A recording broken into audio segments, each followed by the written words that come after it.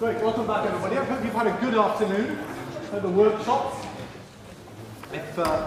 This morning we were speaking about computer science as a discipline, or computing as a discipline, and if anybody epitomizes computing as a discipline, it would be Professor Sir Tony Hoare. So welcome, Tony. It's a great pleasure to have you here. Tony is one of my colleagues at Microsoft Research, so I have the pleasure of seeing him most days, just along and around the corner, but not all of you have that pleasure, so it's great that you could come and be with us today. Thank you very much. Do you know, this is, Tony's been with computer science a long time. You're teaching our students the quicksort algorithm. Well, Tony invented that. If you ever teach them Hoare logic, well, unsurprisingly, Tony Hoare invented that too. And I think your talk today is a bit about computing as a discipline, stretching back rather a long way, not something newfangled, but something quite ancient. So thank you, Tony, very much for coming. It's over to you. Well, thank you very much, Simon. That's a splendid introduction, but even more, I should like to thank you for your introductory talk this morning, where you gave me the idea, which I shall be now talking about. The idea is, as you may recall, that we should concentrate our teaching on what is permanent and changes slowly in our discipline, and balance the practical work of computer science and the applications of computer science with a deep understanding of the principles. That's one of the problems. Thank you. A deep understanding of the abiding principles, the principles that remain true more or less constantly throughout time and are not subject to the vagaries of fashion. Now, the point is, how do we recognize the principles and the permanent understanding from what is merely ephemeral or fashionable? And the answer is, principles that have been understood many years ago and which have been taught over many years to many generations of students are likely to be a little bit more permanent, a little bit more stable than those which arose yesterday or the day before. So that's the message. What I would like to do, Simon, with your permission, is to change the title of my lecture from Applied Logic to Great Ideas in Computing Science, from Aristotle to Euclid. Of course, I've told you what I'm going to talk about. The father of logic, deductive logic, is Aristotle, who lived in Athens in the 4th century BC. He was also well known for being the founder, or rather the father, of biology, particularly classificatory biology, which placed all the animals of the world into categories according to a family tree with genera and species and subspecies and families. But it's his logic that I will concentrate on and just describe his biology as an application of his logic, because I think probably his biological classifications influenced his style of logic. So, Aristotle defined what, as far as I know, is the first logic by first of all defining the language in which the judgments of that logic would be expressed. He noted that in ordinary language, a sentence could be composed of two parts, a subject and a predicate, and he said, let S stand for the subject of a sentence and let P stand for the predicate, and he allowed 4 different forms of sentence, one of which began with all SRP, no SRP, some SRP, and some S are not P. Those are the 4 judgments that he made and dealt with, and in later times they were given names A, E, I and O, which we will see again. This is rather interesting that Aristotle knew about symbolic grammar, because we still define our programming languages in a similar way by letting letters or words stand for parts of a sentence and then composing the letters to stand for the way of composing the part of the sentence. So S's and P's in modern grammar stand for subjects and predicates.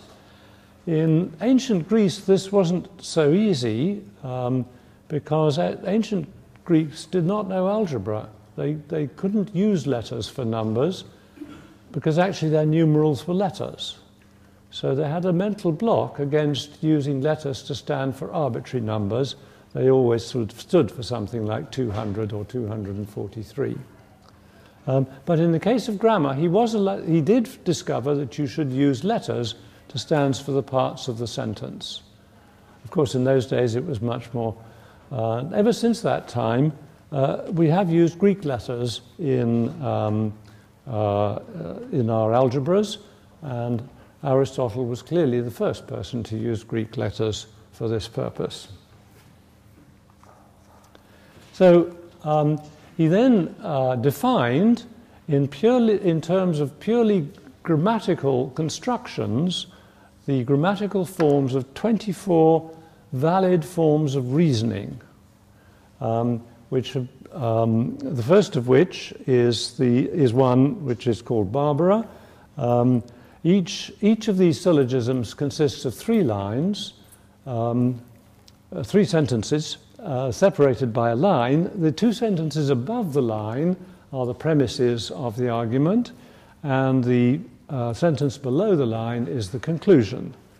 So if you wish to reason that all S are P, one way of supporting this judgment by logical reasoning is to establish the premise that all S are M and all M are P, where M stands for what they call the middle term of the syllogism. Then the second of these 24 syllogisms states no M are P, all S are M, and from these you can validly conclude that no S are P. And nowadays we can draw Venn diagrams to illustrate the validity of these judgments. And then he defined a proof as a sequence of sentences in which each sentence is either a premise or it is the last line of one of these 24 syllogisms, and the first 2 lines occur earlier in the proof. That's interesting because it's one of the first uses of induction to define the syntax of a valid proof.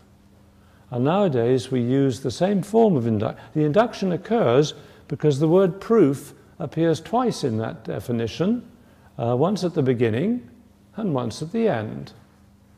So it violates a basic principle that Aristotle put forward, that the term that you are defining in a definition should not appear in the right-hand side of the definition itself. It seems to be a circular definition, but in fact it works in grammar. It works for all our programming languages. Their grammar is defined by similar circular definitions. It's actually what enables a proof to be as long as it needs to be and no longer. It doesn't have to be infinite. A finite proof, actually I haven't got a clause which gets me out of this recursion. Please help me. A proof is either a single line, which is both a premise and a conclusion, and its conclusion, which is a premise, or a sequence of sentences which satisfy that property. Now, the interesting thing is that we use the same definition to define what is a valid computation of one of our computers. An execution of a program is a very long process, much longer than any arguments that anybody would like to follow, but every line of it follows a certain rule which indicates that the result of executing of an instruction follows from the nature of the instruction and the immediately preceding line. So the definition of execution of our programs uses the same pattern of definition as Aristotle used for defining his logic. Now, the other very interesting thing about Aristotelian logic, which Aristotle realized, is that the validity of a proof is entirely independent of its subject matter. It doesn't matter whether you are reasoning about politics or about crime or about biological species. You can test the validity of the proof by checking every line to see that it satisfies the definition that I've given on this slide. And so he realized that essentially it was a mechanical or computational process to decide whether a proof was valid or not.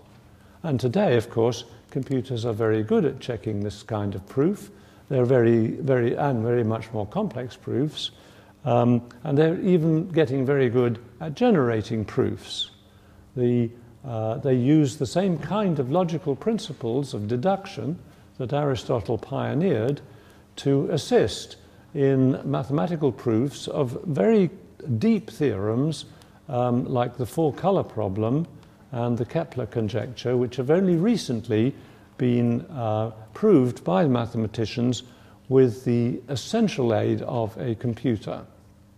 The four-color theorem, and both the four-color theorem says that every map can be colored with only four colors and with no two adjacent countries sharing the same color.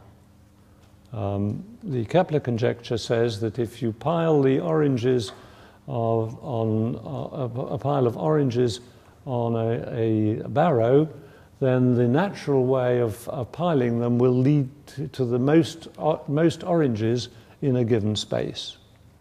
So neither of these conjectures could be proved without the assistance of a computer generating and checking proofs in the same way as Aristotle did. So the realization that proof is independent of the subject matter is, I think, a foreshadowing of the invention of the general purpose computer, whose computations remain valid independent of how the results of those computations are being applied and what real-world phenomena the values inside the computer are actually standing for. Some pretty bright ideas, I think, Aristotle had in this case, and they are still valid today. Let us get them across to our students, and confident that we are teaching basic principles of some durability, nearly 2,500 years in this case. Here's an example from biology.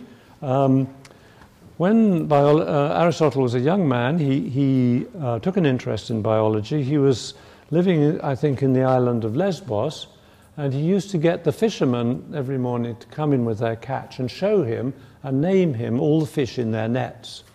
And he saw sharks and mackerel and rays and other fish, and came to the conclusion that sharks and rays were not actually fish, but belonged to a different genus. He called them Salacians. And so he could specify in his biology statements like all sharks are Salacians, all Salacians inhabit the sea, therefore all sharks inhabit the sea. That's an example of Barbara, because all of the lines are annotated as A-type lines. The Barbara has A as its three vowels in. Celarent has EAE, that indicates a syllogism of the form no Salacians are fish, all rays are Salacians, and therefore no rays are fish.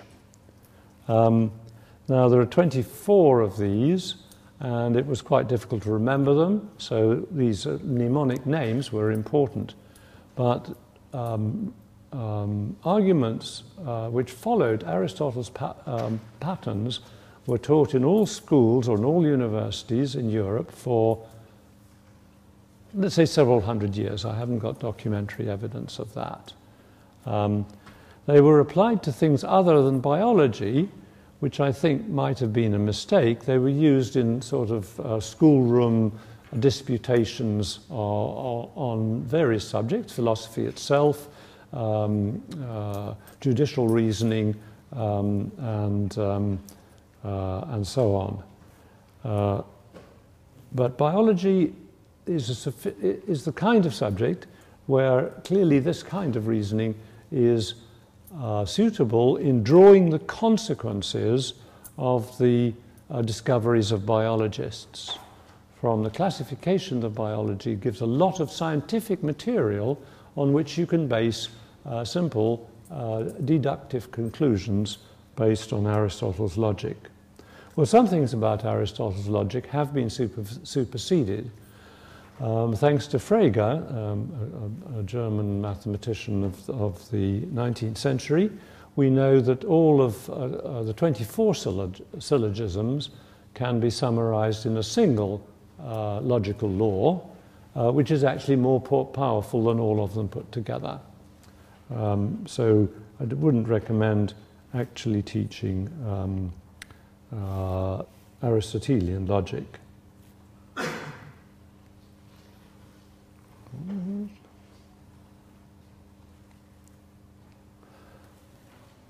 So let's move on to Euclid.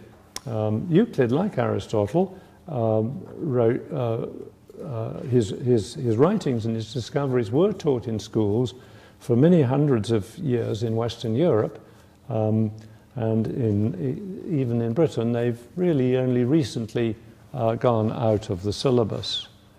Well, if you're talking about somebody who's over 2,000 years ago, I suppose 20 years is quite recent.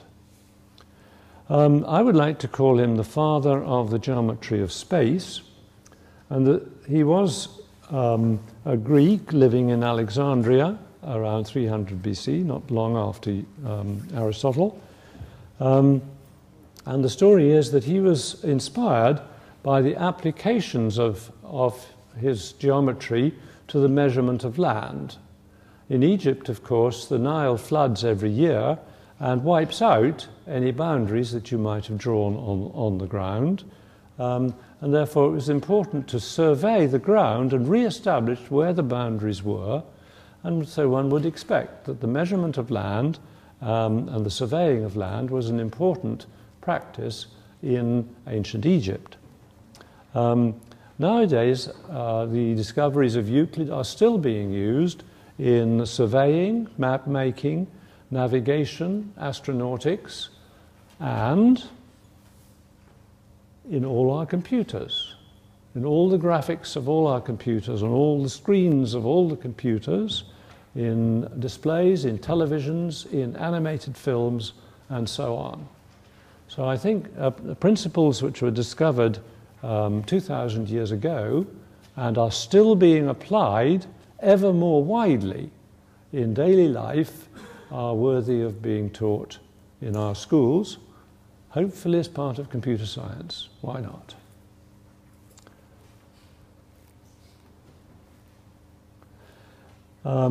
Euclid is accredited with a systematic application of the technique of proof to geometry. But in fact, if you look, at least in the first book of the Elements of Euclid, you find that nearly all his propositions, which is what he called theorems, are not just proofs in the mathematical sense, proofs of some static truth of mathematics. They are, in fact, what we would call constructions. They tell you how to draw a diagram which has certain properties.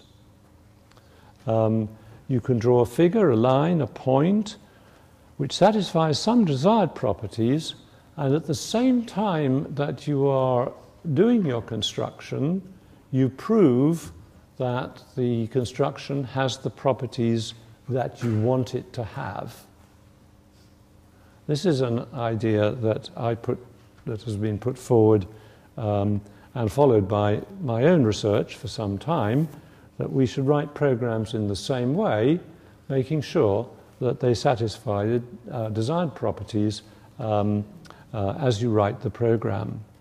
And the program is like a construction. It tells you how to get to a result that you want, rather than tells you something about some static thing that already exists in the real world. Now, Euclid's constructions were described in the same way as computer programs, as a set of instructions with assignments, sequencing, subroutines, parameters, preconditions and postconditions, and proofs. So let's have a look at the very beginning of the Elements of Euclid. He begins with 5 postulates, of which I've put 2 on this slide. The first of them is actually expressed in an active sort of way. To draw a straight line between 2 points. And this describes an action of drawing a straight line between 2 points. And it says between any 2 points you can draw a straight line. And he implies that there is only one line that you can draw in that way. The second one I won't need, so I'll move on to the third one, which says to draw a circle with any center and a radius, with any center and radius. And the fifth one is the famous parallel postulate, which is, has always been believed to be slightly more doubtful than the others, and which is now known not to hold in the real universe.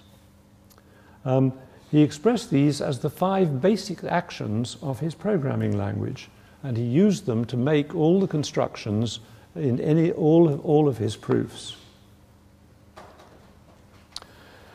Now he added to the 23 definitions, of which the first illustrates the kind of thing that he thought of as a definition. A point is that which has no part. Now, the interesting thing about that is that the right-hand side of this definition is not a mathematical formula. So this is not a mathematical definition. The right-hand side is a description of something that we could recognize in the real world, or perhaps we should say an idealization of something that we can recognize in the real world, namely something that is so small that it has no part. It is a point, such as you might draw with a very sharp pencil, only very much sharper. Circle is given a similar definition, and the center of a circle similarly. I think he defines that as the point that is equidistant from all points on the circumference. And definition number 20 says, an equilateral triangle is a triangle and has equal sides. This is a definition in which the right-hand side is a mathematical definition. It's referring to triangles and equal-sidedness, which are concepts that have been introduced earlier. Do we have a little glass of water? No? Perhaps I could send out for one. Thank you.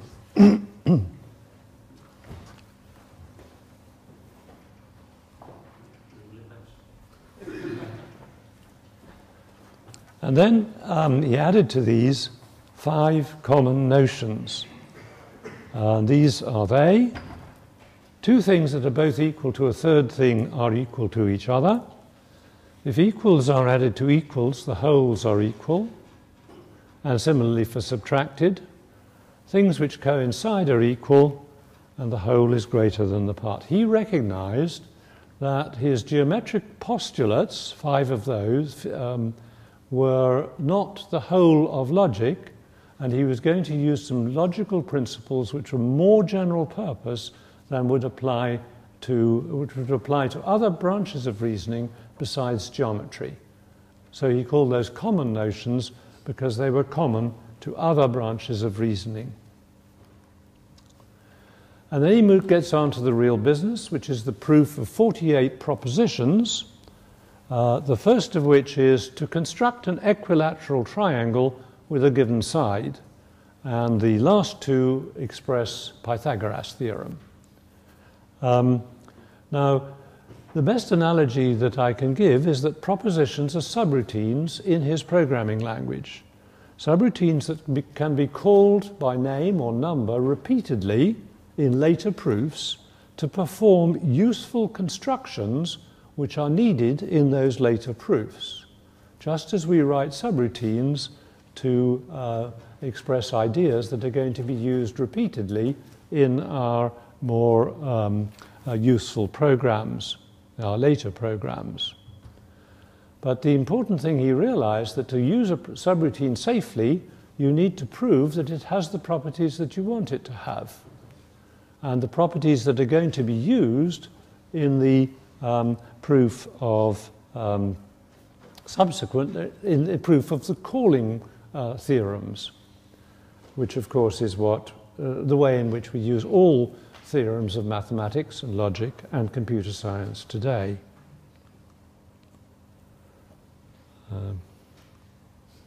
So I'm going to give you proof number one, proposition number one.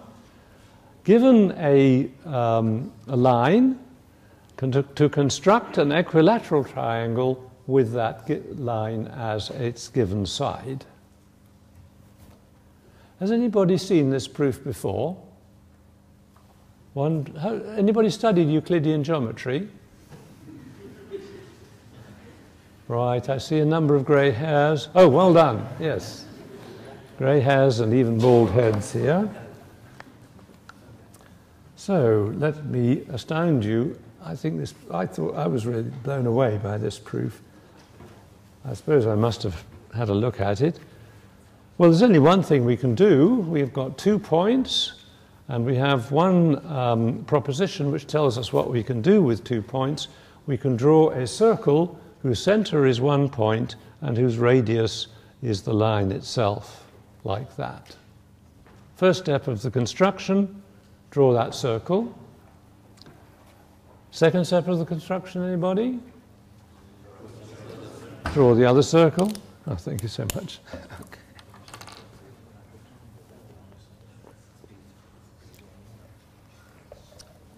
Next step. Yes, you can probably see it. Yes. Choose one of the places where the circle intersects. Which one? Oh, of course, the top one. Any other votes? Do you think the proof won't work if you choose the bottom one? Very important point. Euclid's constructions were non-deterministic. He didn't always say exactly what the value was going to be. There you are. Here's what you've suggested. Choose a point, let's call it C, where the two circles intersect each other. So Euclid's language had assignments in them. You could assign a value to a name. There's a rather restricted form of assignment in which you are not allowed to reassign a new value to the same name. That, as you may know, is called a single assignment language, and it's very close to the sort of functional programming language that I know Simon loves so well. Of course, the final step of the construction is to draw lines between, using postulate 1, between the point C and the two ends of the given line that you started with. As I say, it's a non-deterministic language in which you could have done the... So it left some freedom to the person who was using this construction to use it in either direction that is desired. The actual surveyor who was drawing the equilateral triangle, because those are the edges of the field that belongs to the lord of this manor and not the squire of that parish, could draw it in either direction. Now, nearly all systems, programs of today are non-deterministic. And one of the things that makes modern programming a little bit more difficult than when I was started in the subject is you cannot predict exactly what your program is going to do. But you still better make sure that whatever it does, it's correct. And Euclid's proofs do exactly that. So, the proof. The proof starts by asserting that the two lines which I have drawn with blue equal signs on it are equal. And the reason for that is because they are both radii of the left circle. And a similar argument shows that the two lines with a red dagger on are also equal. And now he uses one of the common notions. Common notion says any two things which are equal to some third thing, that is the line at the bottom, are equal to each other. So now we have a triangle in which all the sides are equal to each other, which by definition 20 is an equilateral triangle. Q.E.D. Lovely old quaderat demonstrandum. Lovely words to write at the end of a beautiful proof. Well, what do we learn from this? That Euclid was the designer of the world's first programming language. It had primitives, which he called postulates. These are the primitive actions available in the programming language, like draw a circle with a center. Definition of new names, choose a point C on, sequencing of commands, draw this construction and then draw that construction, subroutines, which he called propositions, we nowadays call them theorems, draw an equilateral triangle, preconditions, that is parameters about which something can be stated that is allowed to be assumed by the writer of a subroutine. So given a line that is straight, that says you can apply this to any line whatsoever. And then the postconditions are the conclusions of the proof that the triangle is equilateral. And every time you call this subroutine, you can assert as a postcondition that after the subroutine is completed, the triangle drawn, the triangle delivered as a result, is indeed an equilateral triangle. Now, of course, I'm very interested in Euclid because I have made the ideal of writing programs together with their proofs as my research goal, indeed throughout my research life. So for 40 years or so, I have been pursuing an ideal without realizing that Euclid had already achieved it. So you see begin to see the advantage of teaching principles and ideas, conveying understanding that has stood the test of time. And 2,000 years is not too short a time to apply this principle to.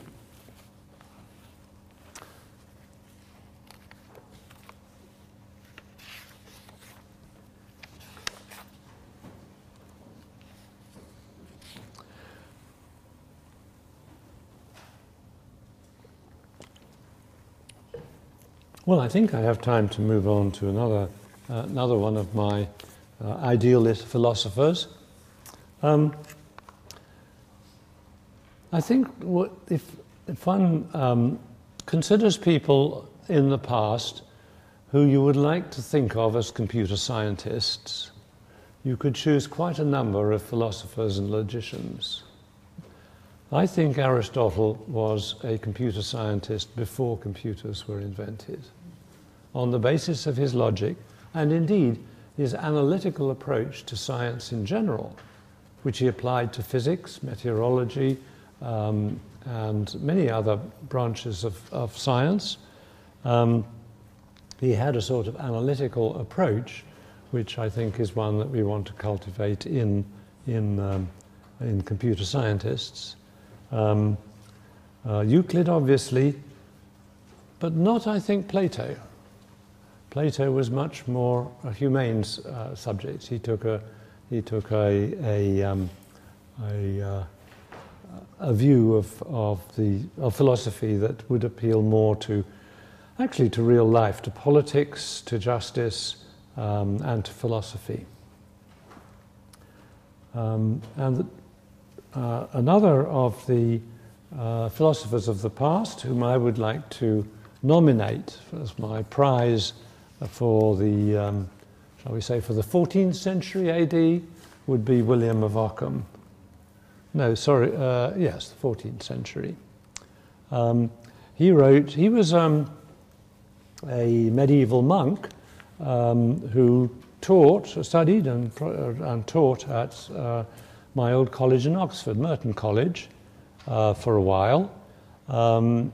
And he wrote quite a number of works, Summa Logicae and De Praedestinatione et Futuris Contingentibus. The second one of these is the one that I will be talking about. The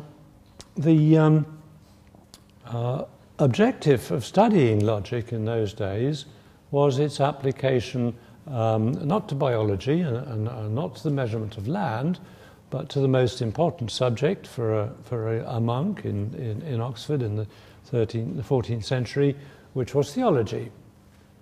And the purpose of logic was to analyze the paradoxes which people could put forward to prove something false about the world and about God. The argument that William of Ockham and his contemporaries and predecessors in the Middle Ages was that God knew from the beginning what the future holds for man, and therefore man can have no free will. That's an argument that you can say, except we use the word science instead of God. Since science predicts everything that is going to happen, or at least if we knew everything that existed now, Newtonian science, the Newtonian view of science, is we could predict everything that was going to happen. Therefore we have no free will. This argument is also not true. So how did they? We can draw an analogy with programming. The programmer who wrote a program knows exactly what that program is going to do, or he would do if he, like God, was infinitely clever. Therefore, the implementation of the programming language has no free will. It's got to do exactly what the program says. But as I said earlier, a program can be non-deterministic. A program does not have to dictate precisely what is going to happen in every nanosecond of its execution. And that is the solution discovered by William of Ockham, actually probably discovered by St. Thomas Aquinas, or even earlier than that. But it's the one that he put forward that God, who programmed the whole world, left in it a certain amount of non-determinism, and it was man who could select which of two alternative paths the real world was going to take. And so I'm using an analogy in which the implementer or user of a program has a choice when there is a non-deterministic branch, which way that branch is going to go. And that leads to an idea about future time, which is nowadays called branching time, and is the basis of reasoning about the behavior of programs, which caters for non-determinism. The story that is used to illustrate the solution to the paradox is the story of Jonah and the city of Nineveh. This is the authorized version of the Bible. God told Jonah to tell the citizens of Nineveh that their city was going to be destroyed in 40 days' time. So the people of Nineveh believed God and proclaimed a fast and put on a sackcloth from the greatest of them even to the least of them. And the story ends that God saw these works and that they had turned from their evil way, and he repented of the evil that he said he would do unto them, and he did it not.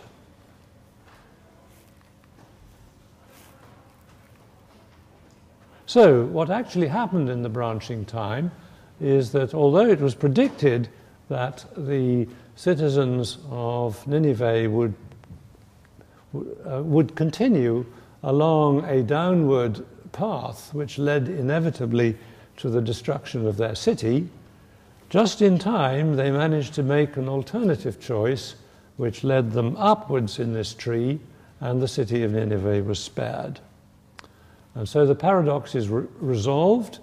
God could not be accused of having made a prophecy that in fact was not satisfied, because all of God's prophecies are conditional on an expectation of what man might in the future decide.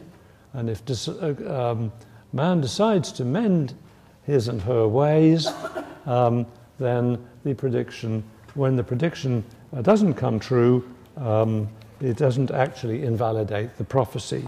The prophecy has actually had the required effect of causing mankind to change their ways.